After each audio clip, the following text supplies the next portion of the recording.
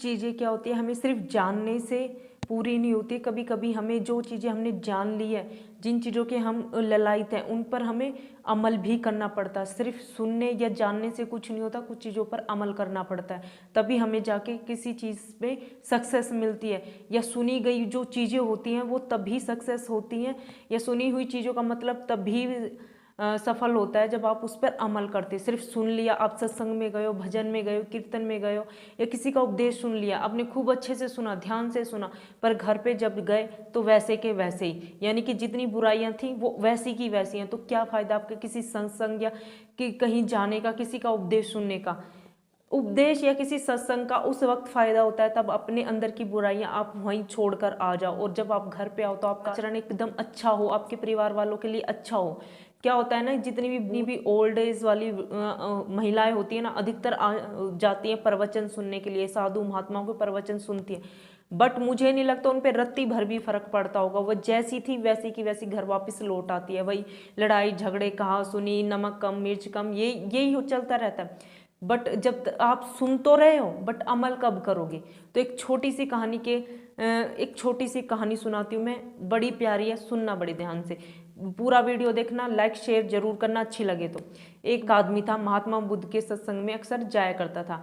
उसके अंदर काफ़ी बुराइयां थी, बहुत सारी कमियां थी। तो महात्मा बुद्ध जी अपने सत्संग में, अपने उपदेश में अक्सर कहा करते थे, जो पाप है, मोह है, लोभ है, ये पाप का कारण बन जाता है। जो गुस्सा करने वाले लोग हैं ना, उनको कभी शांति नहीं मिलती है, वो अक्सर गुस्सा ही करते रहते हैं। अधर्म, झूठ बोलना या पाप, चोरी, कुछ भी करना, ये सबसे बड़ा अधर्म है। इसको छोड़ के आगे बढ़ना चाहिए। तो वो आदमी बड़े उत्साह से सुनता था, लेकिन जब भी वो घर जाता उसका आचरण वैसा का वैसा ही, गंदा की गंदा। रोज सुनता, रोज आता, पर उसके मन में एक दिन आया कि मैं उठ के बुद्ध जी से पूछूं कि ऐसा क्यों हो रहा है। तो जब सब लोग चले गए, वो अकेला बच गया। तो बुद्ध जी ने पूछा, क्या हुआ, तुम गए नहीं। बोला, हाँ, क्या है ना, मैं रोज आता हूँ और आपकी बातें रोज सुनता हूँ, आपके उपदेश रोज सुनता हूँ, बट मेरा आचरण वैसा का वैसा, या कोई चेंज ही नहीं आ रहा है।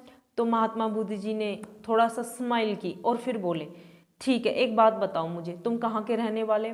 बोला कि मैं श्रावस्ती का रहने वाला हूँ। ठीक है, क्या तुम अपने घर का रास्ता अच्छे से जानते हो। तो आदमी ने कहा, हाँ बिल्कुल जानता हूँ, मुझे पता है मेरा घर का रास्ता कहाँ है। तो एक बात बताओ, क्या तुम उस रास्ते पर चले बिना क्या अपने घर पहुँच सकते हो। तो आदमी ने कहा, नहीं, मुझे तो चलना पड़ेगा ना, चल के तभी तो मैं अपने घर पहुँचूंगा। तब महात्मा बुद्ध जी ने कहा, तो ठीक है, तुम्हारा उत्तर तुम्हें मिल गया है। ठीक है, तुम उपदेश सुनते हो, तुम प्रवचन सुनते हो, बट जब तक इसे अपने जीवन में उतारोगे नहीं, अपने आचरण में नहीं ढालोगे, तब तक ये कैसे काम करेगा। ये काम तो तभी करेगा ना जब अपने आचरण में डालोगे, अपने बिहेवियर में ढालोगे, यानी कि जो चीज़ें करने को बताई जा रही है वो करोगे, तभी तो चेंजेस आएंगे।